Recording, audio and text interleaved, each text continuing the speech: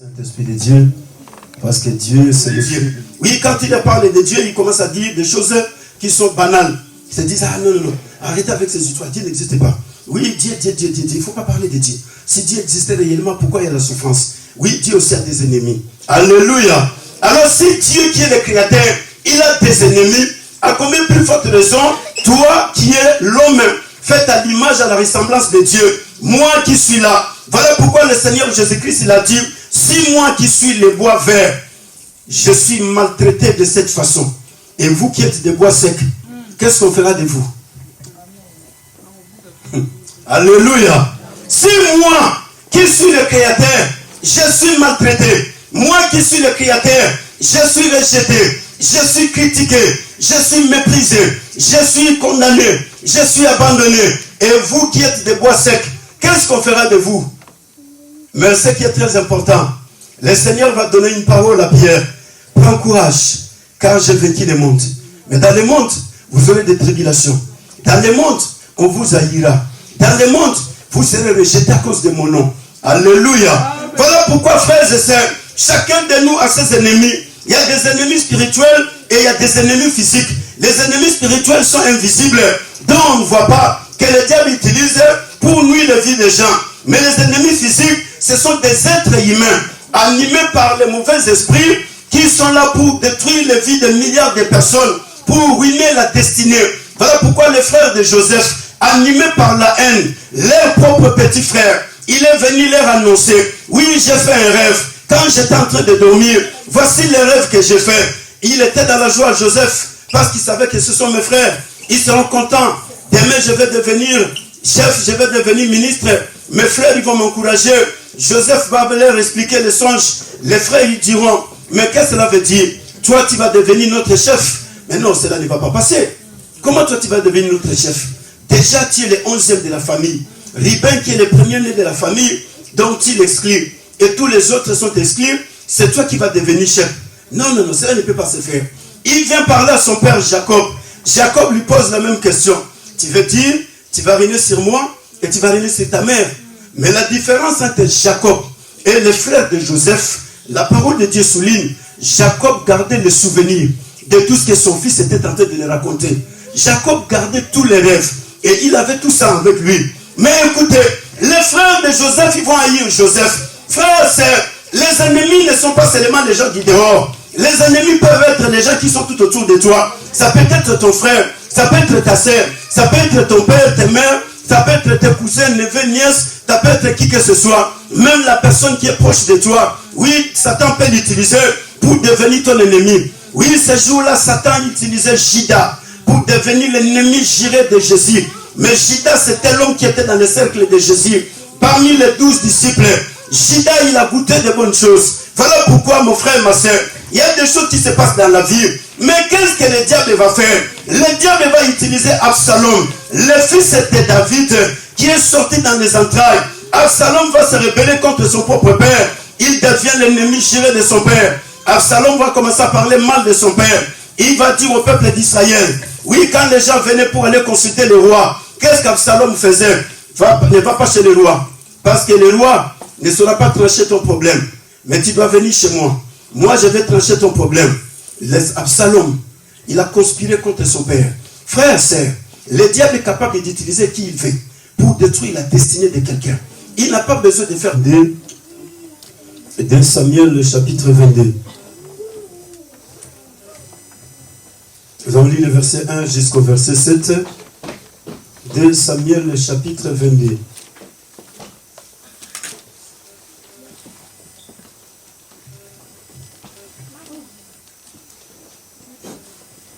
De Samuel, chapitre 22, nous allons lire le verset 1 jusqu'au verset 7. J'ai dit la parole de Dieu au nom du Seigneur Jésus-Christ Nazareth. Amen. David partit de là et se sauva dans, de Samuel, chapitre 22, verset 1 à 7. J'ai lu la parole de Dieu au nom du Seigneur Jésus-Christ. Amen. David adressa à l'Éternel les paroles de ses cantiques.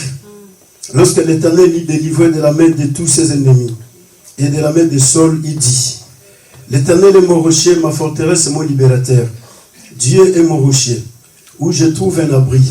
Mon bouclier est la force qui me sauve. Ma haute retraite est mon refuge. Oh mon sauveur, tu me garantis de la violence. Je m'écris, loué soit l'Éternel. Et je suis délivré de mes ennemis. Car le flot de la mort m'avait environné. Les torrents de la destruction m'avaient épouvanté. Les liens du sépulcre m'avaient entouré. Les filets de la mort m'avaient si pris. Dans ma détresse, j'ai invoqué l'Éternel. J'ai invoqué mon Dieu, parole du Seigneur. Amen. Alléluia. Amen. Voilà, gloire à Dieu, que Dieu nous bénisse, soyez bénis dans la présence de Dieu. Amen. Oui, ce matin, le Saint-Esprit de Dieu est là avec nous parce qu'il est toujours présent. Là où les hommes et les femmes sont réunis en son nom, lui, il est toujours présent parce qu'il a déjà géré dans sa parole et il a déjà déterminé et il a déjà parlé depuis les temps anciens. Alléluia. Amen. Voilà, ce matin, je veux que tu sois dans la joie parce que je sais que la joie, c'est le fruit du Saint-Esprit.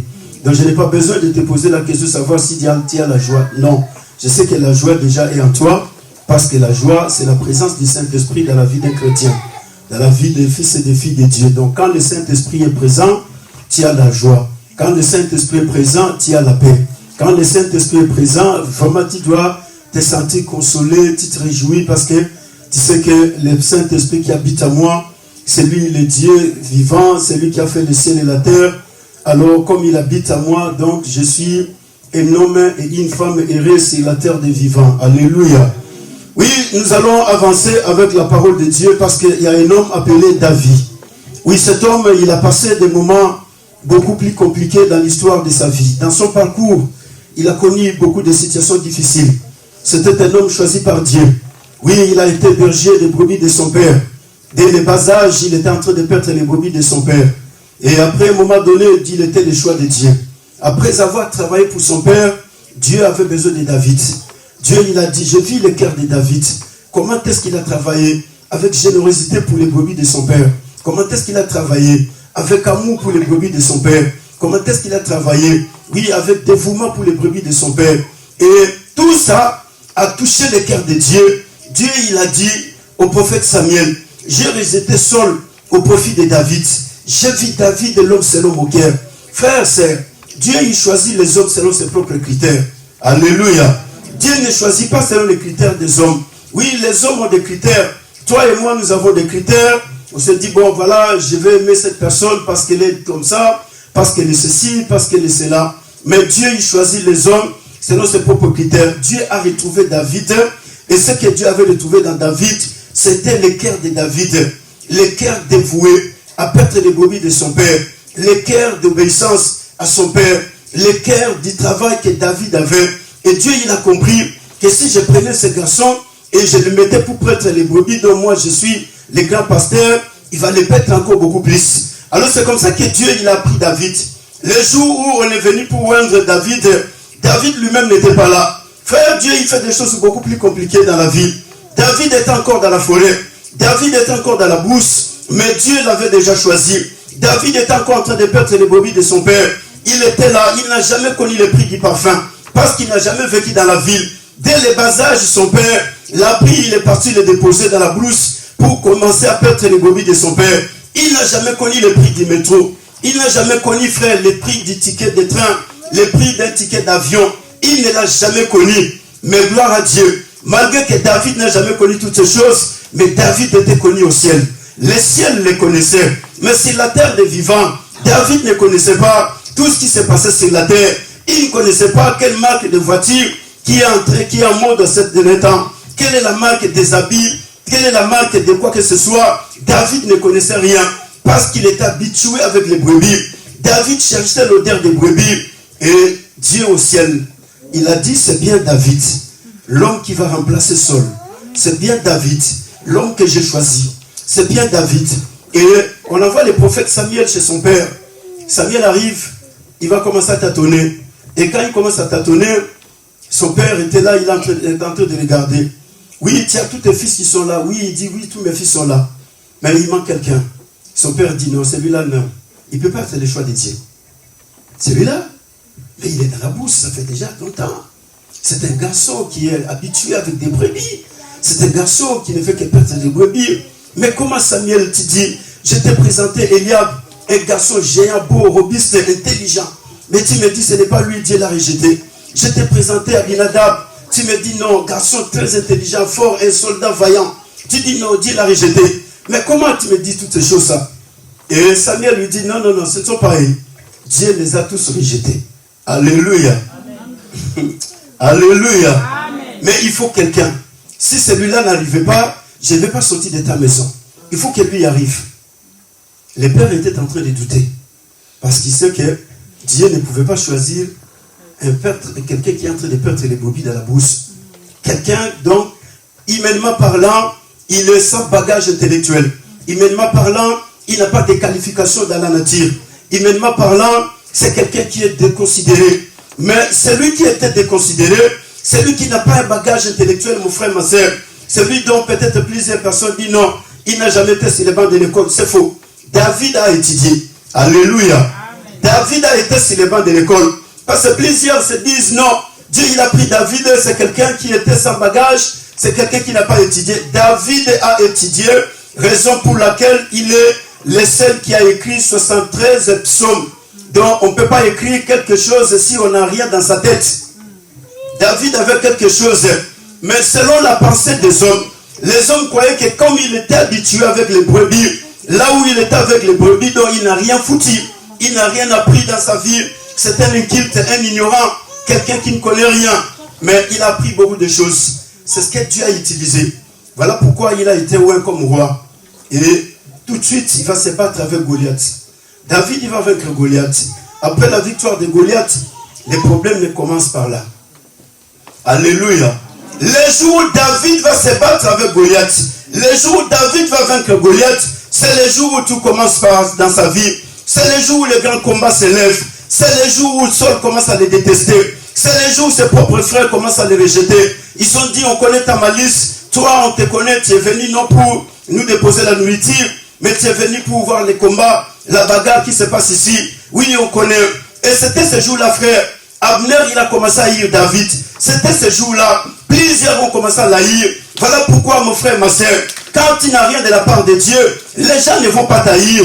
Mais les jours où Dieu va te déposer quelque chose dans ta vie, c'est ce jour-là que le diable comprendra qu'il y a quelqu'un qui est dangereux pour moi. Oui, parce que celui qui a l'huile de Dieu sur la tête, il est devenu un dangereux pour le monde des ténèbres. Il est devenu un homme très terrible pour Satan. Ce jour-là, Satan, il a compris que David a l'huile de Dieu sur sa tête. Saul n'avait plus rien. C'est comme ça que le combat avait pris beaucoup de temps. 40 jours et 40 nuits, Goliath ne faisait que crier. David vient avec l'huile de Dieu sur la tête. Il va commencer à parler. L'Éternel qui m'a délivré de la main de l'ours et des lions, il va me délivrer aussi de la main de cet incirconcis. Frère, quand il y a l'huile de Dieu sur la tête de quelqu'un, il va parler de Dieu. Mais quand il n'y a plus l'huile sur la tête, il va commencer à présenter l'expérience. Voilà pourquoi Saul, ce jour-là, il a présenté l'expérience à David. Il a pris tous ses tenues militaires. Il a revêtu David. David lui dit, écoutez, roi, je ne suis pas habitué avec ces choses. Je sais que toi, tu es habitué avec ça. Mais moi, je sais une seule chose. La chose que je sais, l'Éternel, le Dieu d'Israël, celui dont cet incirconcis est en train de citer, c'est bien lui qui aujourd'hui va les livrer entre mes mains. Oui, frère, quand le Saint-Esprit est en toi, tu vas parler de Dieu. Quand le Saint-Esprit est en toi, ma soeur, tu vas parler de Dieu. Mais quand le Saint-Esprit s'en va, tu vas parler des hommes sur la terre. Tu vas parler de l'expérience. Tu vas expliquer les gens des choses qui se passent dans les quatre coins du monde entier. Tu vas parler des journaux. Tu vas parler de toutes ces choses qui se passent sur Internet, mais qui n'édifient personne. Mais quand l'huile de Dieu c'est ta tête, tu vas parler de Dieu. Amen. Oui, parce que celui qui est oint par Dieu n'a rien d'autre à faire. Il va parler de Dieu. C'est comme ça que Jésus lui-même, il a dit, l'Esprit du Seigneur est sur moi, car il m'a oint pour annoncer la bonne nouvelle aux pauvres, pour guérir ceux qui sont malades, oui, pour proclamer la délivrance aux captifs. Frères et sœurs, celui qui a l'huile de Dieu sur sa tête n'a pas besoin de faire des vidéos pour parler mal des gens. Non, il n'en a pas besoin. Parce qu'il sait que l'huile de Dieu sur ma tête, c'est pour défendre les intérêts du royaume de Dieu. David ne devrait pas défendre ses propres intérêts. David ne défend pas les intérêts de son père parce qu'il a laissé les brebis de son père. Mais il est en train de défendre les intérêts de Dieu. Oui, voilà pourquoi, frère. Voilà pourquoi, ma sœur, vous retrouverez certaines personnes à la gare. Oui, les gens ils se disent, mais ça, c'est un homme déréglé. C'est une femme déréglée. Non, cette personne n'est pas déréglée. Mais l'Esprit de Dieu qui est dans la vie de cette personne ne lui laisse pas libre pour parler de Jésus-Christ même à la gare. Ne lui laisse pas libre pour parler de Jésus même dans les trains. Ne lui laisse pas libre pour parler de Jésus, frère, même dans les bus. Il va commencer à crier.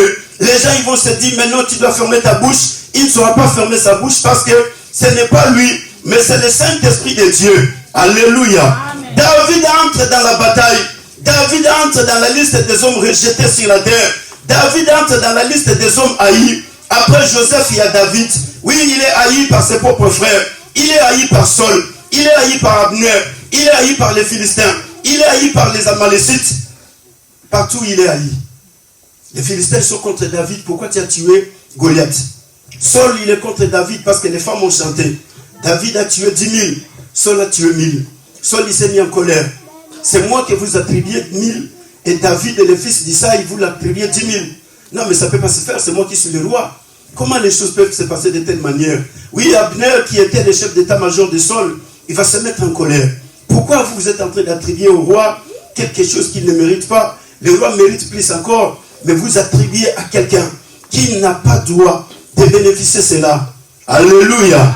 Mais écoutez, David c'était un homme de foi. David c'était un homme d'expérience. Oui, cet homme, mon frère, ma soeur, me pousse encore à écrire beaucoup de choses sur sa vie. Parce que si je prenais la vie de David, je vais écrire 10 000 livres par rapport à la vie de David. Oui, il y a des gens qui ne font que pleurnicher. Aujourd'hui, nous avons des chrétiens qui ne sont que des plaignants. Les gens qui ne font que se plaindre. Ah, Dieu. Ah, Dieu, il ne fait rien. Ah, Dieu. Mais Dieu, il ne fait rien. Pourquoi tu dis Dieu ne fait rien? Qui t'a accordé la vie que tu as? Qui t'a accordé le souffle de vie que tu as? Qui t'a accordé la bonne santé que tu as? Aujourd'hui, nous n'avons que des plaintifs. Nous n'avons que des plaignants. Les gens qui ne font que se plaindre. Mais au lieu d'être des hommes et des femmes qui vont élever Dieu, mais nous avons des gens qui sont en train d'abaisser Dieu. Mais David n'était pas la personne comme ces gens que nous avons aujourd'hui. David n'est pas déjà, oui, des personnes comme des chrétiens de ce temps de la fin. Mais David, c'est un homme. Même devant les combats, il n'a pas besoin de murmurer. Même devant les épreuves, il n'a pas besoin de murmurer. Même devant les situations difficiles, David, il est toujours debout. Oui, l'Éternel qui m'a délivré de la bouche des ours des lions, il est ici avec moi. Il va me délivrer. Alléluia. David écrit ce cantique, c'était au dernier moment de sa vie. Il était déjà dans les derniers moments de sa vie. David venait de se battre avec les Philistins. Il était fatigué. Dans la guerre, on devrait le tuer. David s'est retrouvé essoufflé. Et après, il y a son frère qui est venu pour l'épargner. Pour qu'en fait que les Philistins ne puissent pas les tuer. Alléluia. C'était pendant cette période que David il a posé ses cantiques. C'est pendant cette période que David il a composé ses cantiques. Oui, nous allons lire 2 Samuel chapitre 21. Vous comprendrez que David, c'est un homme qui a vécu des batailles, des guerres, des choses très dangereuses. Mais la parole de Dieu dit ceci, dans le livre de 2 Samuel, chapitre 21, le verset 15 jusqu'au verset 17. J'ai lu la parole de Dieu, notre Seigneur Jésus-Christ. Les Philistins firent encore la guerre à Israël. David descendit avec ses serviteurs. Ils combattirent les Philistins. David était fatigué. Frère, il était fatigué. L'âge était déjà avancé. Mais il était sur les champs de bataille. David, frère chéri, c'était guerrier jusqu'à la fin de sa vie. Il n'a jamais abandonné. Même les derniers moments, les derniers souffles de sa vie, David était toujours sur les champs de bataille. Et la parole de Dieu nous dit, il était fatigué. Et l'un des Philistins avait constaté que le roi était fatigué. Les Philistins qui étaient de l'autre côté, il a compris que David était fatigué. Et comme il est fatigué, je vais profiter de sa fatigue. Alléluia. Et la parole de Dieu nous dit, Jishai et Benob, l'un des enfants de Raphaïl, a pensé de tuer David. Il avait une lance du poids de 300 cycles d'airain. Et il était saint d'une épée neuve. Abishai, fils de Terouja. Abishai avait constaté cela de loin. Que les Philistins sont en train d'avancer pour tuer les rois. Alléluia. Abishai, c'est le neveu de David. C'est le fils de son frère Jonathan. Et la parole de Dieu nous dit ceci. Abishai, il a vu qu'on va tuer les rois. Et il est venu. Vint au secours de David. Frappa les Philistins et les tua. Alors les gens de David girèrent en lui disant, tu ne sortiras plus avec nous pour combattre. Et tu n'éteindras pas la lampe d'Israël, parole du Seigneur. Alléluia. Oui, Abishai, il a constaté qu'on veut tuer mon oncle. On veut mettre fin avec sa royauté. Il est venu au secours de David. Il a secouru David. Il a tué les Philistins. David était fatigué. Oui, frères et sœurs, il y a des choses qui nous arrivent dans la vie. On peut être fatigué. Oui, la fatigue, elle va arriver. Même dans les choses visibles, dans les choses invisibles, dans la vie naturelle, la fatigue, elle est là. Mais la parole de Dieu est en train de nous rassurer. La chair est faible, mais l'esprit est bien disposé. Oui, de l'autre côté, il y a le Philistin qui veut tuer David, mais de l'autre côté, il y a le neveu de David qui découvre qu'il y a quelqu'un qui veut tuer. Mais écoutez, la chose la plus importante, David était toujours un vaillant guerrier. David était toujours un homme fort. David, malgré l'âge, malgré sa fatigue, il était toujours sur les champs de bataille. Mais qu'est-ce qui se passe aujourd'hui avec nous? Nous ne sommes pas sur les champs de bataille, mais on est là que pour se plaindre. On ne fait que se plaindre. Ah Dieu ne fait rien. Les pasteurs aujourd'hui ne font rien. Les pasteurs ne prient d'onction. Les apôtres ne font rien. Il n'y a pas de miracle dans l'église de Dieu. Les prophètes, les évangélistes ne font rien. Et les grands archibishops, les hommes renommés de tous les quatre coins du monde entier ne font rien. Les grands chantres ne font rien. Nous, on ne fait que se plaindre. Mais on a eu la pensée de rester comme David sur les champs de bataille. Malgré l'âge qui est avancé, malgré la fatigue, malgré le temps qui est parti, mais on a vraiment cette pensée de rester sur les champs de bataille, de dire non, je vais continuer à combattre pour les intérêts de la gloire de Dieu, pour les intérêts du royaume de Dieu. Oui, parce que le royaume de Dieu ne peut jamais se froisser. Le royaume de Dieu ne peut jamais disparaître. Est-ce que nous avons cette pensée? Ou bien notre pensée seulement, bon voilà, tout ce qui se passe sur les quatre coins du monde entier, c'est ce que nous sommes focalisés. Mais est-ce que nous sommes focalisés pour les intérêts du royaume? Est-ce que nous avons vraiment la pensée de défendre les intérêts du royaume comme David? Mais écoutez, on voulait tuer David. Mais les gens d'Israël, ils ont dit au roi, tu ne vas plus sortir avec nous. Parce que si tu continues à venir avec nous à la guerre, on va te tuer. Si on te tuait, la lumière va s'éteindre sur Israël. La lampe va s'éteindre. Frère, David était la lampe d'Israël. David, c'était l'espoir de tous les peuples. David, c'était la sécurité, la garantie de la vie de tout un peuple. Par David, Dieu, il a porté la lumière de la prospérité. Dieu, il a porté la joie au milieu du peuple. C'était par les biais de David. Oui, comme David, c'était un homme vaillant héros. Même quand Saul est mort. Oui, Abner n'a pas voulu céder la royauté. Mais les hommes d'Israël, ils ont dit, même quand Saul était encore vivant, c'est toi qui combattais pour nous. Alléluia. Est-ce qu'il y a des frères et sœurs aujourd'hui dans l'église de Dieu où les hommes vont dire dans les quatre coins du monde entier, non, si l'église est en train d'avancer, c'est à cause de tel frère, c'est à cause de telle sœur. Oui, les frères, les hommes d'Israël, ils ont dit, même quand Saul était encore vivant, mais c'est toi qui combattais pour nous, c'est toi qui nous apportais des victoires, c'est toi qui s'est levé. Oui, nous avons encore ces frères-là dans les églises aujourd'hui, nous avons encore ces sœurs-là dans les églises aujourd'hui, qui sont déterminés à dire non, pour la cause de l'intérêt du royaume de Dieu, je suis prêt à me sacrifier pour faire avancer le royaume de Dieu. Je suis prêt à donner ma vie pour que les choses avancent. Mais écoutez, on veut tuer David. Frère, n'accepte pas un jour qu'on puisse tuer ton pasteur parce qu'il est la lampe de l'église. Mais il est fatigué. Mais dans la fatigue, il a besoin d'Abishai pour le secourir. Alléluia. Amen. Oui, ce jour-là, il fallait qu'Abishai soit là. Amen. Sinon, David serait mort. Parce que les Philistins, ils ont compris qu'il est fatigué. Et dans sa fatigue, on a la capacité de le tuer. Voilà pourquoi ils ont géré. Tu ne sauteras plus avec nous. Tu ne vas plus te mettre à batailler avec nous. Sinon, un jour, nous allons te perdre. Tu es la lampe qui éclaire Israël. David était la lampe, frère. C'était l'espoir de tout un peuple. C'était la garantie de la sécurité de tout un peuple. Oui, par lui, Dieu, il a déversé la bénédiction. Par David, Dieu, il a donné des victoires à Israël. Par David, Dieu, il a fait des choses merveilleuses. Et les peuples se sont dit, non, on ne va pas te perdre. À cause de tout ce qui se passe, tu vas rester. Nous allons continuer à nous battre avec les Philistins. Mais toi, tu vas rester. Nous allons continuer à faire tout ce qu'il faut pour que le royaume de Dieu puisse avancer. Oui, où sont ces frères et sœurs qui vont dire non, pasteur, nous sommes là, nous allons nous battre pour qu'enfin que l'église puisse aller de l'avant. Mais toi, reste là pour lire la parole de Dieu, reste là pour prier, reste là pour faire ceci. Mais nous allons nous battre. Nous sommes sur les champs de l'évangélisation, nous sommes dans le travail de suivi, nous sommes sur tous les plans. Oui, nous sommes là, mais toi, tu ne vas plus sortir avec nous. Tu ne vas plus te mettre dans cette cause, tu ne vas plus parler de ceci. Mais nous prendrons les bâtons. Nous allons faire ce qu'il faut pour que l'église de Dieu puisse avancer. Où est ses frères et sœurs? Où sont les Abishai aujourd'hui? Mais aujourd'hui, tout est la responsabilité du pasteur. Il faut laisser le pasteur faire tout. Bon, on verra quand il va se fatiguer. Après, il viendra nous chercher. Alléluia. Amen. Non, ça, ce n'est pas l'Esprit de Dieu. L'Esprit de Dieu te poussera à faire des choses avant que tu puisses constater que le pasteur est venu me chercher. Mais l'Esprit de Dieu te poussera à le faire avant. Mais la parole de Dieu nous dit, David il a commencé à chanter. Dieu l'a délivré de cette bataille. Dieu l'a délivré de la guerre. Et après la délivrance de Dieu, David il va commencer à chanter ses cantiques, frères. Voilà pourquoi nous sommes au temps où les gens doivent chanter des cantiques pour la gloire du Seigneur. Nous sommes au temps où les hommes et les femmes qui ont reconnu les bienfaits de Dieu vont chanter des cantiques pour la gloire de Dieu. Nous sommes au temps où les hommes et les femmes reconnaissent réellement que ce que je suis aujourd'hui, c'est Dieu. Oui, si je suis en vie, c'est Dieu. Si j'ai la bonne santé, c'est Dieu. Oui, si je suis en train de marcher, c'est Dieu. Parce que plusieurs sont morts dans le Covid-19.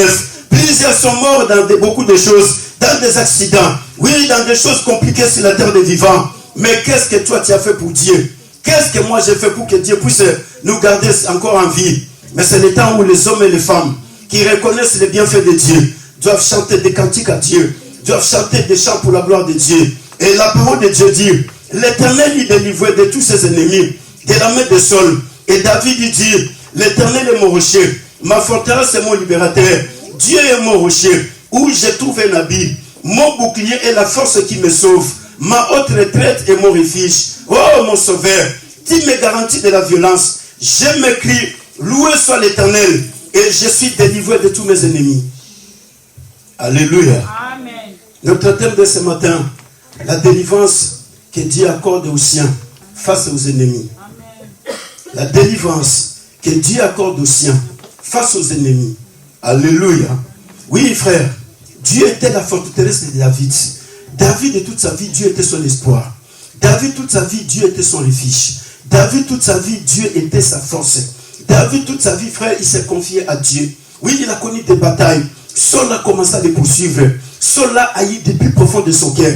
Un ennemi, c'est quelqu'un qui est très hostile. C'est quelqu'un qui est cruel. C'est quelqu'un, oui, qui est, mon frère, ma soeur, compliqué dans la vie. Oui, c'est quelqu'un qui ne veut pas voir le bien de l'autre. Il ne veut pas voir l'autre avancer. Et voilà pourquoi les Français l'appellent l'ennemi. Alléluia. L'inimitié, c'est l'hostilité qui s'élève dans le cœur de l'homme. C'est-à-dire que l'homme devient hostile à l'égard de son prochain. Oui, parce que son prochain est en train de faire quelque chose qui est en train d'avancer. Mais pour que la chose ne puisse pas avancer, le diable produit l'hostilité dans le cœur. Le diable fait que les hommes deviennent cruels. Oui, au lieu que Saul puisse se réjouir de la victoire que David a apportée pour le peuple. Oui, parce que celui qui est honoré dans cette victoire, c'était Saul le roi. Mais le roi, le diable va utiliser. Il va haïr David du plus profond de son cœur. Parce que les femmes ont chanté. David a tué 10 000 et Saul a tué 1000. Oui, frères et sœurs, il y a des choses qui arrivent dans la vie des gens. Oui, il y a certaines choses qui se passent dans les quatre coins du monde entier. Il y a des gens qui ne font pas clauder parce que ce sont des cruels. C'est l'hostilité qu'il y a dans les cœurs des gens. C'est-à-dire la personne veut détruire la vie de cette personne. Mais qu'est-ce que je vais faire? Je vais porter des témoignages qui ne sont pas vrais. Oui, je suis conscient que cela n'est pas vrai. Mais comme j'ai l'opportunité de le faire sur Internet, sur YouTube, j'ai la capacité de parler, les gens vont m'écouter. La personne ne sait pas s'il commence à faire des vidéos. La personne ne sait pas s'il commence à dire des choses. La personne ne sait pas s'il commence à donner des témoignages. Mais en réalité, au-dedans de lui, il sait que ce qui est en train de me pousser de faire, c'est l'hostilité qui est à moi. Je suis hostile à l'égard de cette personne. C'est-à-dire, je ne vais pas voir l'avancement de la vie de cette personne. Et comme je ne vais pas voir l'avancement de la vie de cette personne, qu'est-ce que je vais faire? Je vais nuire à la vie de cette personne. Un ennemi, c'est celui qui nuit à la vie de son prochain. C'est-à-dire, il est là, mais il cherche par tous les moyens comment te nuire. Comment il va faire pour qu'enfin que tu ne puisses pas vivre dans la tranquillité sur la terre des vivants. Voilà pourquoi aujourd'hui, chacun de nous a ses ennemis. Dans les quatre coins du monde entier, chacun a ses ennemis. Aucune personne sur la terre de vivant n'a pas des ennemis, sauf Dieu. Alléluia. Amen. Et même Dieu, les théologiens disent que Satan, c'est son ennemi. Alléluia. Amen. Donc même Dieu, il a des ennemis. Le premier ennemi de Dieu, c'est Satan. Le deuxième ennemi de Dieu, ce sont les démons. Et le troisième ennemi de Dieu, ce sont les païens. Quand il a utilisé Absalom, le diable, il est parti. Mais Absalom a fini très mal. Il est mort dans les champs de bataille.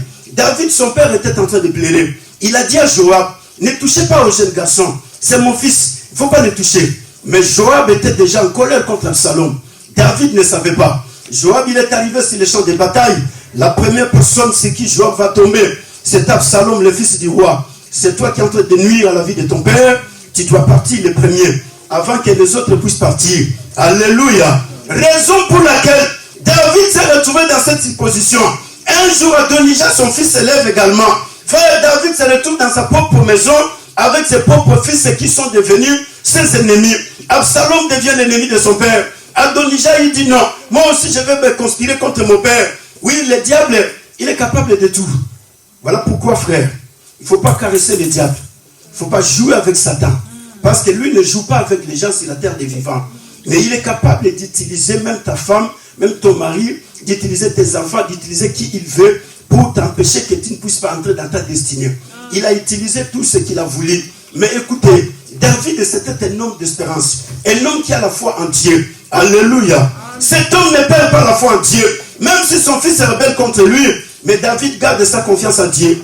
Même si Absalom, de l'autre côté, il s'est en train d'entraîner les autres. David était confiant en Dieu. Voilà pourquoi il va commencer à crier. L'Éternel est ma forteresse. Oui, frère, Dieu est la véritable forteresse des hommes. Celui qui se confie à Dieu est dans une sécurité absolue. Celui qui se confie à Dieu, une forteresse, c'est un lieu, frère, où les gens vont pour se réfugier. Voilà pourquoi Jésus, il a dit, tu es pierre sur ce roc, j'ai bâti mon église. Et le séjour des morts ne provoqueront pas contre mon église. Oui, parce que l'église est bâtie sur une forteresse. Cette forteresse s'appelle Jésus-Christ Nazareth. Même si le diable faisait toutes les manigances, dans tous les temps, toutes les périodes de génération, ils ne sont pas détruits l'église de Dieu. Parce que l'église est bâtie sur une forteresse. Et Dieu était la forteresse de David. L'ennemi pouvait attaquer David, mais l'ennemi ne pouvait pas achever David sans l'autorisation de Dieu. Voilà pourquoi, frère, Satan, il est capable de faire tout. Mais si Dieu ne lui autorise pas, Satan ne sera pas me tuer. Oui, il me combat. Il m'attaque de partout, de gauche à droite. Mais il ne sera pas me tuer. Pourquoi? Parce que j'ai une forteresse. Cette forteresse-là s'appelle le Dieu créateur du ciel et de la terre. Le maître de l'univers. Frère, beaucoup des hommes sur la terre ne seraient plus en vie. Beaucoup de serviteurs de Dieu qu'on avait connus hier. Beaucoup de servants de Dieu qu'on a connus hier. Qui étaient là, des hommes de feu, des femmes de feu, qui ont proclamé l'évangile du salut. Oui, que le diable les a attaqués de mille manières. Mais les gens disaient non, non, non. Cette personne doit changer ses prédications. Sinon, d'ici peu de temps, le diable va les tuer. Frère, jusqu'aujourd'hui, ces gens sont encore en vie. Ce n'est pas parce qu'ils sont plus forts que le diable, mais parce qu'ils sont fondés, posés dans une forteresse. Et les gens où le diable attendait qu'ils puissent changer de message, ils n'ont jamais changé de message. Ils continuent avec le même message. Mais c'est dont le diable ne s'attendait pas. Ils sont partis de son côté. Et comme ils sont partis de son côté, lui est dans la joie. La délivrance accordée par l'Éternel. Oui, David a été délivré, frère, de tous ses ennemis. Les premiers ennemis forts, c'était Saul le roi. Frère, il y a des fois, il faut se réjouir quand Dieu est en train d'utiliser un autre frère à l'église. Il faut être dans la joie. Quand Dieu est en train d'utiliser une sœur à l'église, il faut être dans la joie. Il ne faut pas avoir la haine dans les cœurs. C'est ce qui a fait du mal à Saul. C'est ce qui a fait du mal au roi. Dieu est capable d'utiliser, frère, qui il veut. C'est Dieu parce qu'il est souverain. Saul croyait que Dieu va l'utiliser pour mettre fin avec le combat. Mais lui ne s'attendait pas que Dieu va prendre le sang de David de l'autre côté. Oui, Dieu est capable d'utiliser, frère, qui il veut aujourd'hui dans cette église pour amener l'église de l'avant. Mais quand Dieu commence à utiliser un frère, une sœur à l'église, ne produisez pas la haine. Ne produisez pas la jalousie. Ne dites pas non, pasteur Alingara, non frère, c'est faux. Alléluia. Non, non, non, non. Les pasteurs aiment seulement ces frères-là. Les pasteurs aiment seulement cette sœur-là. Et les gens ils commencent à conspirer contre les frères. Voilà pourquoi vous voyez, beaucoup des attaques se passent dans l'église de Dieu. Quand les gens commencent à conspirer, tu ne vas pas dans la chorale. telle sœur est en train de chanter très bien. Nous allons tout faire pour le faire fuir. Il y a des frères et sœurs qui sont fuis, qui sont partis de la chorale, parce qu'ils ont été attaqués par les conspirations des membres de l'église. Les gens, ils se disent, ah oui, tu chantes bien, hein? Oui, en tout cas, tu es en train de bien faire les choses, hein? Mais après, on commence à l'attaquer. Après, on commence à conspirer contre la personne. On cherche par tous les moyens comment déstabiliser la foi de cette personne. Et c'est comme ça que vous verrez à un moment donné, les frères qui étaient forts, ils deviennent, parce qu'il a attaqué. Mais quand l'église ne comprend pas, l'église fait quoi? Les gens se disent, ah oui, lui il croyait que c'est lui qui va tout faire pour que l'église aille de l'avant. Maintenant, voilà là où il est parti. Voilà là où il est parti. Oui, frères et sœurs, Dieu est capable d'utiliser des hommes et des femmes au protocole. Dieu est capable d'utiliser des hommes et des femmes à l'intercession. Dieu est capable d'utiliser des hommes et des femmes à la prédication, à la présidence du culte. Dieu est capable d'utiliser qui il veut. Mais ce qui est très important, quand ça commence à reproduire la haine dans les cœurs des autres, les combats commencent. On commence à parler mal. Le combat de David a commencé le jour où il a tué Goliath. C'est là où le combat a commencé. Contre les Philistins, contre Saul, contre Abner et contre ses propres fils. Le combat a commencé. Mes frères, dans toutes ces choses, David n'a pas perdu espérance. David n'a pas perdu espoir. David continue à crier à l'Éternel. Voilà pourquoi aujourd'hui, il y a des gens que tu rencontreras dans la rue. Il y a des fils et des filles de Dieu. Il y a des serviteurs, des servants de Dieu que tu vas rencontrer dans la rue en passant. Oui, quand tu regardes la vie de cette personne, cela ne reflète pas réellement ce qu'il est. Pourquoi? Parce que ce qui doit y être est déjà combattu par l'ennemi. Et comme l'ennemi a combattu ce que lui doit devenir, cette personne se retrouve dans une situation où quand il le regarde, il dit, mais c'est bien lui ou bien ce n'est pas lui? Oui, c'est lui. Mais comme il est combattu, le diable utilise les hommes, le diable utilise les esprits pour combattre la vie de cette personne. C'est comme ça que vous verrez les vies de beaucoup de fils et de filles de Dieu, oui, qui marchent dans la crainte de Dieu, qui marchent dans l'obéissance, qui vivent dans la vie de sanctification. Mais ces vies-là sont tellement combattues jusqu'à tel niveau que vous verrez la personne qui te dit non, ah, celui-là réellement il n'a pas Dieu. S'il avait Dieu, mais comment ça vient comme ça? Frère, ce n'est pas le problème parce qu'il n'a pas Dieu, mais c'est parce que le diable a mis sa main sur la personne. Mais le diable, en mettant la main sur la personne, il a oublié que l'homme dont Dieu a choisi, tu vas les combattre, mais il est difficile pour que tu puisses les vaincre. Parce qu'en les combattant, cette personne devient comme un ressort. Alléluia. Vous avez déjà vu les ressorts? Tu as déjà vu les ressorts? Les ressorts, quand ils piétinent, ça descend. Et quand tu arrives au pied, ça remonte. Alléluia. Voilà pourquoi, frère, l'homme que le diable est en train de combattre, David que le diable est en train de combattre, oui, Joseph que ses frères sont en train de combattre, que la femme de Potiphar est en train de combattre, frère. La femme de Potiphar est devenue l'ennemi juré, oui, de Joseph en Égypte. Mais par la présence de Joseph, la maison de Potiphar était bénie. Oui, combien de hommes de Dieu sont combattus aujourd'hui par les mêmes personnes que Dieu a utilisées pour bénir la vie de ces gens. Mais aujourd'hui, ces hommes de Dieu sont haïs. Ces hommes de Dieu sont combattus aujourd'hui. Joseph est combattu par la femme de Potiphar. La femme de Potiphar va donner un témoignage qui n'est pas vrai. Accuser un jeune garçon de 17 ans, accepter la souffrance de 13 ans dans la prison pour une cause dont la femme de Potiphar était consciente. Voilà pourquoi je vous ai dit, le diable est capable d'utiliser qui il veut pour détruire la destinée de la vie de quelqu'un. Il va te combattre de telle manière qu'il va te ruiner. Il va utiliser la femme de Potiphar qui a vécu la gloire de Dieu par la présence de Joseph dans sa maison. Mais c'est la même femme qui dit oui, cet enfant des Hébreux a voulu me violer. Mais elle était consciente au-dedans d'elle que cela n'est pas vrai. Voilà pourquoi, frère, il y a des choses qui se disent et cela n'est pas vrai. Et comme les gens n'aiment pas analyser les choses, ils avalent. Et comme l'homme aime le mal, alléluia, l'homme est habitué à caresser le mal. Il accepte le mal. Mais quand on lui dit la vérité, la personne n'aime pas la vérité. Quand on envoie des vidéos de la prédication de la parole de Dieu, personne ne va les publier. Mais quand on envoie des vidéos qui parlent de choses banales, tout le monde est prêt à publier. Tout le monde est disponible. Même s'il avait sommeil, il va se réveiller. Même s'il avait la fièvre va partir. Il dira à la fièvre, non, reste pas à côté. Je dois envoyer cette vidéo à telle personne. Mais la vidéo de la parole de Dieu qui est venue pour édifier, personne ne l'a publiée. Personne ne l'envoie à personne. Voilà pourquoi ce jour-là, la femme de Potiphar était consciente que tout ce que je fais là, Joseph ne l'a pas fait. Mais j'accepte qu'il va là, il souffre en prison. 13 ans frère de souffrance. Mais elle était là en train de se réjouir dans la maison de son mari. Mais Joseph était comme un ressort. Frère, les ressorts, tu les piétines. Et ça descend.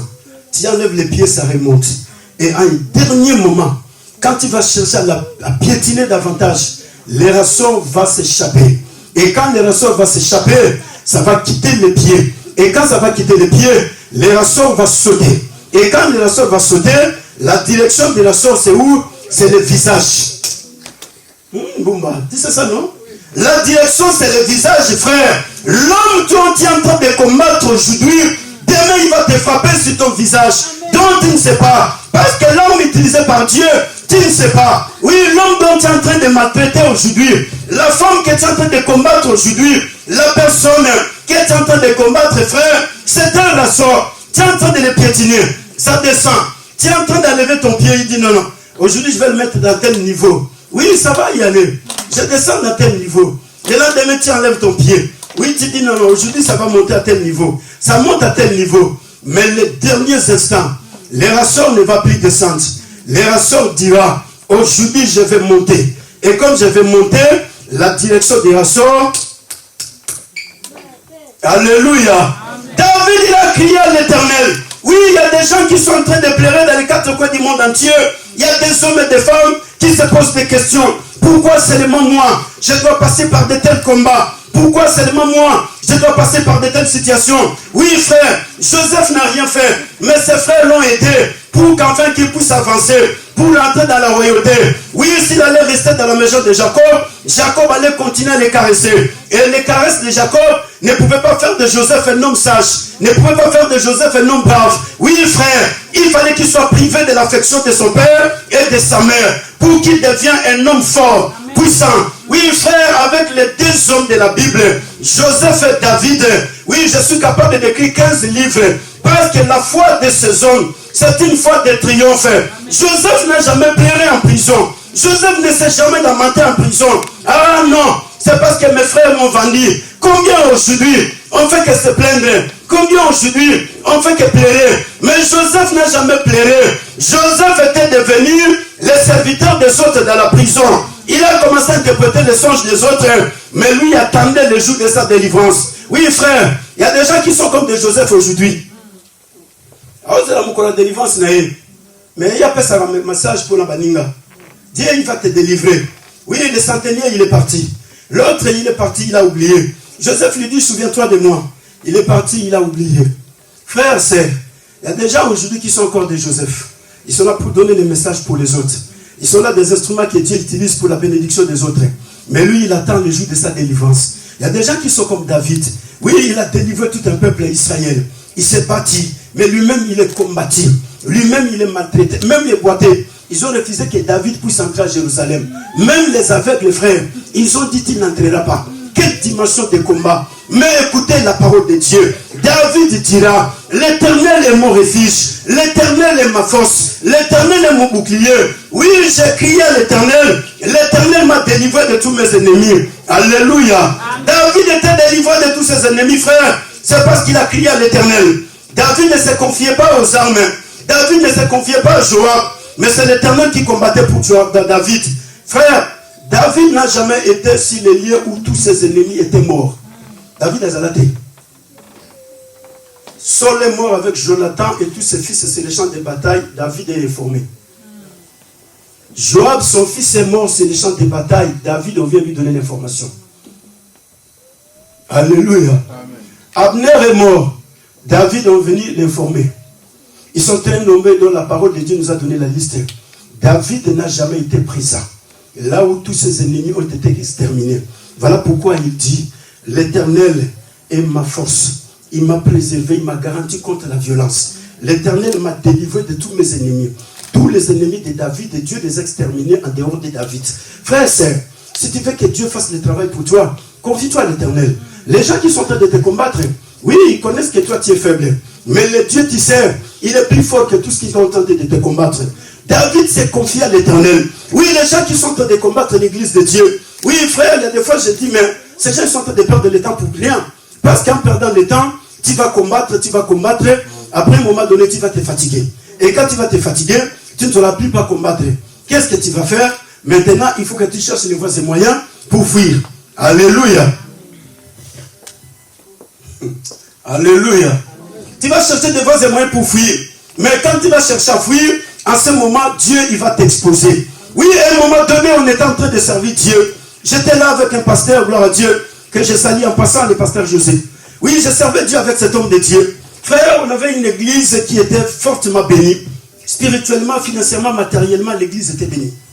Alléluia. Oui, parce qu'il y a des gens qui venaient avec l'argent. Moi, j'ai gardé l'argent du pasteur.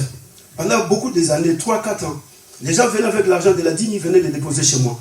Les gens venaient avec des 15 000 $, des 10 000 $, beaucoup d'argent. J'étais trop jeune. Et un jour, il y a un frère qui est venu m'influencer, il dit non, ils ont bon église, c'est qui m'a Alléluia. Je lui ai dit non, c'est l'argent de l'église, mais il y a quelqu'un qui travaille dans l'église. Donc je ne peux pas prendre cet argent et m'enfuir avec. Mais je venais chez le pasteur, j'ai dit pasteur, tel frère est passé, il a donné 15 000 que je puisse te les donner. Un jour, on a prié. Dieu, il a fait un miracle dans la vie d'un frère. Le frère, il est venu, il a fait sortir l'argent, 26 000 $ à l'époque. On a acheté une grande parcelle où l'église est construite aujourd'hui. Alléluia. Amen. Mais qu'est-ce qui se passe? Dans l'église, il y avait des petits sorciers. Alléluia. Amen. Qui combattaient l'église. Et il y avait des petits sorciers qui combattaient les pasteurs, qui combattaient la femme du pasteur, qui combattaient les frères et sœurs qui servaient Dieu. Et un jour, on était en train de prier avec une sœur, Madalena, et en priant, Dieu nous dit, il faut changer de style de prière. Il faut faire des prières d'agressivité à l'église. Je dis, Dieu, prière d'agressivité? Il me dit, oui, il y a des prières d'agressivité. Il faut les faire. Et quand vous allez faire des prières d'agressivité, vous verrez ce que je vais faire. Le dimanche, l'équipe est commencé à 9h. Dieu nous dit, il faut commencer l'intercession à 7h. De 7h jusqu'à 8h50, c'est l'intercession. Avant le culte. Frère, je vais parler avec tous les amis avec qui, parce que j'ai dirigé l'équipe d'intercession et l'équipe de l'évangélisation. Je vais parler avec tous les amis, j'ai dit, écoutez, le Saint-Esprit nous a donné le message. Et nous allons maintenant changer nos styles et nous allons entrer dans les prières d'agressivité. Comme le diable est en train de nous agresser, nous aussi on va l'agresser. C'est le Saint-Esprit qui nous a donné le message. Et nous allons commencer l'intercession à partir de 7h. Avant que le culte commence à 9h. Alléluia. Oui frère, Dieu quand il parle, Dieu il verse sa parole. Dieu il confirme et il accompagne la parole. Oui, ces gens ils ont beaucoup nui l'église de Dieu. Ils ont nui la vie de plusieurs personnes. Les gens qui avaient l'argent de l'église, à un moment donné, ils n'avaient plus rien. Tu viens chez le frère qui avait la capacité de te donner 300 €, parce que nous on dormait dans une maison où un frère payait 300 € par mois, 300 $. Mais le frère il me dit un jour, non pasteur, je n'ai plus d'argent. En tout cas, il faut que tu me l'endes quoi. Un petit studio et puis parce que je ne saurais plus payer 300 $. Je dis frère, qu'est-ce qui se passe? Il me dit non, je n'ai plus d'argent. Et beaucoup de gens ils vont commencer à venir pleurer. Non, on n'a plus d'argent. Mes affaires sont par terre. Il y a ceci, il y a cela. Dieu nous a déjà parlé. On a commencé la prière d'agressivité tous les matins, les dimanches à 7h, on est là dans l'intercession. Gloire à Dieu parce qu'il y avait des frères et des sœurs qui ont répondu. Alléluia. Les frères qui étaient à l'évangélisation, ceux qui étaient à l'équipe de l'intercession, on s'est tous soudés. Tous les matins à 7h, on est à l'église. On commence l'intercession à 7h. Jusqu'à 8h50, on finit l'intercession. 1h50 minutes de l'intercession. Et on a prié pendant tout ce temps, frère. 2 semaines après, Dieu dit, aujourd'hui, je vais vous faire voir qu'est-ce qui se passe dans cette église. Alléluia. Amen. Oui, frère, je vous ai dit que celui qu'on combat, il est comme un ressort. 2 semaines après, ce dimanche matin, nous nous sommes retrouvés qu'à 3. Les autres frères, les autres sœurs, ils sont venus, mais Dieu a permis que cela soit ici. Nous ne sommes retrouvés qu'à 3. J'étais moi et 2 sœurs. Et nous avons commencé à prier. On a commencé à prier. On a commencé à prier. On a commencé à prier. Qu'est-ce qui arrive, frère? Dans l'espace de temps où nous venons, on commence l'intercession, le culte à 9h, donc entre 6h et 9h, il y a des sorciers du quartier qui entrent dans les locales parce que les gens sont partis. Et quand ils viennent, ils commencent à faire leur travail. Ils commencent à injecter des choses, ils commencent à mettre des pics dans le lieu du culte. Et pendant que nous, on était en train de prier, moi et les 2 sœurs, Dieu nous a fait voir des choses. Frère, sœur, il ne faut pas jouer avec Dieu. Dieu, il est le Tout-Puissant. Dieu, il est glorieux et il est merveilleux. Les sorciers qui s'associaient avec ceux qui étaient à l'église, ce jour-là, ils sont tous venus tomber dans les lieux du culte. On s'est retrouvés en face de 7 sorciers. Amen. Alléluia. Amen. En face de 7 sorciers, frères. Et les 7, 3 sont les sorciers du quartier, 4, ce sont les gens qui sont à l'église, qui viennent adorer Dieu. Ils sont tombés, et là c'était un vieux papa, il avait 70 ans. Il a commencé à vomir le sang. Et je suis venu, j'ai commencé à parler avec eux. Ils vont commencer à m'expliquer tout ce qui se passe à l'église. C'est nous qui avons fait que les frères tels, son commerce est par terre. C'est nous qui avons fait que le mariage de tels frères soit détruit. C'est nous qui avons fait que tel soit dans telle position. Oui, c'est nous qui avons fait que tel frère. Il ne faut pas jouer avec les diables. Le diable, il est très dangereux. Vous croyez que le diable, il va en vacances. Le diable n'est jamais parti en vacances. Hein? Lui, il travaille d'une manière où tu ne comprendras pas. Et ce jour-là, ils ont commencé à détailler des choses où nous, on s'est dit, bon, gloire à Dieu, parce que le Saint-Esprit nous a fait comprendre ces choses. Et Dieu les a exposés. Voilà pourquoi, frère, il faut faire très attention. En combattant la personne, tu dois être rassuré que cette personne, Dieu l'a déjà abandonnée. Mais si Dieu continue à agir avec cette personne, ça sera difficile parce que Dieu va t'exposer. Alléluia. Il faut être certain que Dieu, il a déjà abandonné l'église. Mais si Dieu continue à être toujours avec l'église, Dieu finira toujours par t'exposer. Il faut être certain que Dieu, il a déjà quitté cette personne. David a crié à l'Éternel. Nous avons crié à Dieu. Et les gens, ils sont venus, ils sont tombés par terre. Ils ont commencé à parler. Voilà pourquoi il y a des frères et sœurs, frères, qui ont l'envie de servir Dieu. Mais à cause du travail de l'ennemi, il sème beaucoup de choses. Il sème l'incrédulité. Il sème le doute dans les cœurs des gens. Le papa, il a commencé à parler. C'est nous qui faisons que ces derniers temps, les gens, ils ne peuvent pas donner les offrandes à l'église. Parce que l'église ne manquait pas de l'argent. Mais à un moment donné, on a commencé à manquer de l'argent. Mais qu'est-ce qui se passe? Je vais voir un monsieur qui avait beaucoup d'argent. Je lui dis, mais ces derniers temps, je ne vois rien. Toi, tu ne donnes plus ton argent, tu ne donnes plus ta dîme. Il me dit, non, Emmanuel, ces derniers temps, je n'ai rien. Alléluia. Je n'ai rien, donc mes travails sont bloqués. Par contre, ce sont ces sorciers-là qui faisaient ce travail. Mais gloire à Dieu. Dieu a délivré l'église. Nous nous sommes mis à prier pendant toute une semaine. On s'est mis dans un jeûne de prière avec tous les membres de l'équipe d'intercession, avec tous les membres de l'équipe de l'évangélisation. Nous nous sommes mis à prier Dieu pendant une semaine, frère. On est resté bloqué à l'église pendant une semaine. Nous avons prié Dieu. Dieu, il a délivré l'église totalement. Alléluia. Voilà pourquoi il ne faut pas jouer. Vous qui servez Dieu, ne croyez pas que quand vous venez ici pour servir Dieu, tout le monde qui vient à l'église, il vient pour nous acclamer.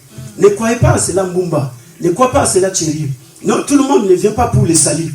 Il y a des gens qui viennent pour regarder. Je vais regarder qu'est-ce qu'ils vont faire. Est-ce qu'ils vont réussir, ils vont échouer. Il y a des gens qui viennent pour combattre. Et je vais combattre les gens qui sont là en train de chanter. Je vais combattre les gens qui sont protocole. Voilà pourquoi vous arrivez à un moment où vous voyez les protocoles, ils deviennent nerveux. Mais tu ne comprends pas. Mais s'il n'y a pas une vie de prière, frère, c'est fini, les choses commencent à couler. S'il n'y a pas une vie de Dieu, c'est fini, les portes vont commencer à fermer. Voilà pourquoi si l'église existe jusqu'aujourd'hui, c'est parce que Dieu est en train de nous faire grâce. Mais il était la grâce de Dieu pour les sorciers, les sorcières, pour les féticheurs, dont il faut fermer les portes. Alléluia. Mais David, il a crié à l'Éternel. L'Éternel l'a délivré de tous ses ennemis. Oui, il y a des ennemis spirituels. Il y a des ennemis physiques. C'est comme ça que vous verrez l'église. La parole de Dieu est prêchée, mais le diable sème l'incrédulité. Le diable sème le doute. Le diable endurcit le cœur des gens. L'église est là. Les gens, ils ont l'argent à l'église, mais ils n'arrivent pas à donner l'offrande parce que le diable sème l'égoïsme dans les cœurs des gens. Le diable, il sème l'avidité, la cupidité. Le diable, il sème les mensonges. Il sème tout ce qui se passe dans les cœurs des gens pour qu'ils n'arrivent pas à s'engager à servir Dieu. Le diable, il te met des décisions. Tu dis non, moi je ne veux plus faire ça. Parce que moi, en tout cas, je ne veux pas de problème avec les gens à l'église. Mais David dit, dans ma détresse, j'ai invoqué l'Éternel. Alléluia. Oui, c'est le temps d'invoquer Dieu. Pendant longtemps, tu as invoqué les hommes. Mais le temps où nous sommes, c'est le temps d'invoquer Dieu. Le temps où nous sommes, c'est le temps de la délivrance de Dieu. Oui, ce matin, je suis en train de proclamer la parole de Dieu. Amen. Dieu, il est descendu pour délivrer l'église de Dieu. Oui, cette église où je suis le pasteur, Dieu est venu délivrer cette église. Amen. Oui, ceux qui vont continuer à mettre leurs mains sur l'église, Dieu va les exposer. Amen. Dans le nom puissant de Jésus-Christ. Parce que j'ai vécu des choses avec Dieu, frère. Je connais Dieu. comment il agit. J'ai vu Dieu dans sa dimension les plus élevée. Amen. Ce n'est pas les Masolo. Il y a des gens qui vont donner des histoires, mais nous on ne fait pas le Dieu des histoires. Ce n'est pas le Dieu des Masolo, mais c'est le Dieu qu'on a vécu comme David. C'est le Dieu qu'on a vécu comme Joseph. Alléluia. Amen. Oui, combattu, mais je ne suis pas fatigué. Je continue à faire le chemin avec Dieu. Parce que le Dieu de la parole, il s'élève le tout dernier. Il finit par donner la victoire. Oui, combien de frères et sœurs qui seraient déjà avancés en servant Dieu? Combien aujourd'hui on aurait une chorale de plus de 30 personnes? Combien on aurait aujourd'hui un groupe de protocoles de plus de 50 personnes? Combien on aurait aujourd'hui, oui, des chantres, des choristes, des instrumentalistes? Mais ils ne sont pas là pourquoi? Parce qu'il y a des gens qui sont là pour combattre l'église de Dieu. Mes frères, c'est ce matin, je jure devant Dieu, c'est lui qui va continuer à oser. Dieu va t'exposer. Là, je le déclare au nom de Jésus-Christ Nazareth. C'est lui qui va continuer à oser, à mettre sa main sur l'église de Dieu. C'est lui qui va continuer à oser, à combattre ma vie. C'est lui qui va continuer à oser à combattre ma femme. C'est lui qui va continuer à oser à combattre les frères et sœurs qui sont en train de servir à l'église. Dieu va t'exposer ici. Amen. Ça ne sera pas en dehors, ici, là, là, là. Ce jour-là, les gens vont vomir le sang. Mais toi, tu vas vomir l'eau. Alléluia. Oui, parce que Dieu n'est pas un Dieu. À un moment, Dieu, c'est un Dieu d'amour. Mais à un moment, Dieu, il juge les gens, frère. Il a dit à Moïse, je vais tuer tous les premiers-nés des Égyptiens. Tu crois que Dieu n'aimait pas ces premiers-nés des Égyptiens? Il les aimait. Mais à cause de ce qu'il faisait contre les peuples de Dieu, il doit passer par le jugement. Oui, Jésus, il a dit à Judas, le Fils de l'homme s'en va, mais malheur à l'homme par qui je suis livré. Mais Jésus pouvait fermer sa bouche, non? Il pouvait dire, je suis Dieu, je vais mourir pour l'humanité. Mais Jésus, il a dit, malheur à l'homme par qui je suis livré. Malheur pour lui. Et cette parole s'est accomplie. Judas était le premier à mourir. Les mêmes bois où il a crucifié Jésus, c'est avec les mêmes bois que Judas est mort. Alléluia. Oui, David, il a crié. Ce matin, nous allons crier. Nous allons prier Dieu ce matin. Dieu, il va te délivrer. Que ce soit des ennemis spirituels, que ce soit des ennemis physiques, Dieu, il va te délivrer. Comme il a délivré David.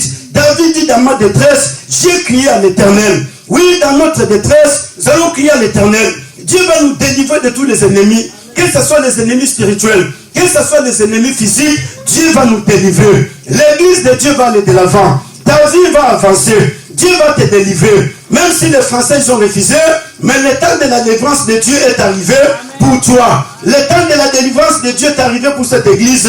L'église de Dieu va avancer. Parce que le Dieu de la parole qui m'a mandaté, oui, pour que je puisse servir Dieu dans ce pays, frère, il est là avec moi. C'est Dieu qui m'a ramené en France, frère. Je pouvais continuer ma mission là où j'étais. Mais Dieu, il s'est décidé, il a dit, non, Emmanuel, tu vas en France. Mais pour moi, j'avais besoin de rester là où j'étais. Oui, parce que j'étais là avec l'église. J'étais là avec des frères et sœurs. Oui, je me sentais très bien avec ces gens-là. J'étais très bien avec cette famille. Je disais, non, Dieu, je préfère continuer la mission ici. Mais Dieu, d'une manière souveraine, il m'a dit, tu dois partir. J'ai dit, oh frère, je dois partir. Voilà le Dieu de la parole. Nous allons prier cet après-midi. Dieu, il délivre son église. Dieu, il délivre les familles. Dieu, il te délivre de tous les échecs du diable Satan.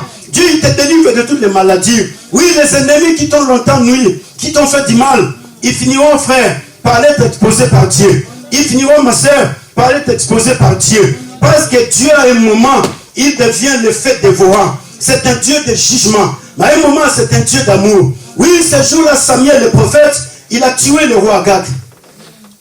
Agag était dans la joie quand il tuait les gens.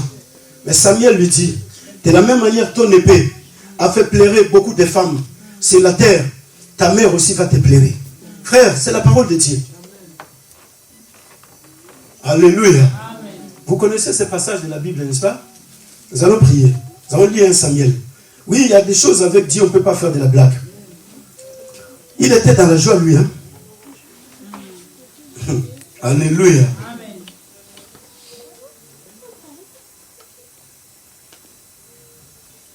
Nous allons lire la parole de Dieu. Vous avez trouvé cela? 1 Samuel chapitre 15. Je vais lire la parole de Dieu pour finir. Écoutez ce que dit la parole de Dieu. Les versets 30 jusqu'au verset 32. Je péchais maintenant et je t'ai pris, honore-moi en présence des anciens de mon peuple et en présence d'Israël. Reviens avec moi et je me prosternerai devant l'Éternel ton Dieu. Samuel retourna et suivit Saul. Et Saul se prosterna devant l'Éternel. Puis Samuel dit, amène-moi Agag, roi d'Amalek. Et Agag s'avança vers lui d'un air joyeux. Alléluia. D'un air joyeux, il était très joyeux. Mais écoutez ce que lui dit le prophète Samuel. Samuel va lui parler. Et Agag s'avança vers lui d'un air joyeux. Il disait certainement, l'amertume de la mort est... Samuel dit, de même que ton épée. Samuel mit Agag en pièces devant l'Éternel à Gilgal. Alléluia. Oui, de même que l'épée d'Agag a fait pleurer les gens. Oui, beaucoup de femmes ont perdu leurs enfants parce que lui, il tuait. Il était dans la joie. Mais Samuel lui dit, de même, beaucoup de femmes sont restées dans l'affliction. Toi aussi, ta mère va rester dans l'affliction. Oui, frère, quand les gens font du mal aux gens, ils sont dans la joie. Mais ils ne savent pas que Dieu est au contrôle de tout. La retombée va y arriver un moment. Oui, quand les gens sont en train de nuire aux vies des gens, ils oublient qu'il y a un Dieu dans le ciel. Mais ce matin, oui, nous allons dépiécer Agag devant l'Éternel. Oui, il y a des gens qui sont là pour mettre des maladies dans les corps des gens. Pour nuire les gens dans des choses compliquées. Les échecs, la stérilité, la haine, la jalousie, la méchanceté. Mais nous allons prier. Oui, le Dieu de la parole, il nous a demandé de faire des prières d'agressivité. Frère, ce sont les mêmes prières que nous allons commencer à faire ici, là. Les prières d'agressivité. Oui, l'épée d'Agag ne va plus continuer à tuer. Amen. Mais c'est l'épée de Samuel qui va tuer. Amen. Oh, l'épée de Samuel, c'est la parole de Dieu. Amen. La parole de Dieu, elle est là pour mettre tout par terre. Amen. Oui, c'est biblique. Peut-être vous allez dire, mais qu'est-ce qui se passe? Oui, c'est la parole de Dieu. Amen. Ce n'est pas moi. Amen. Alléluia. Amen. Vous n'avez pas trouvé cela dans vos Bibles? Bon, aussi, oui. Mets-toi debout, nous allons prier. Oui, il y a des fois, on a eu pitié des gens, mais on n'est plus au temps d'avoir pitié. Et nous, au temps d'entrer comme ils nous ont agressés, nous aussi, nous allons les agresser. Oui, nous allons prier que Dieu nous délivre de tous les ennemis. Oui, les ennemis spirituels, les ennemis physiques. Prie Dieu parce que c'est le temps de la délivrance de Dieu. Que Dieu te délivre. Prions dans les noms puissants de Jésus-Christ Nazareth. Prions le Seigneur dans les noms puissants de Jésus-Christ Nazareth.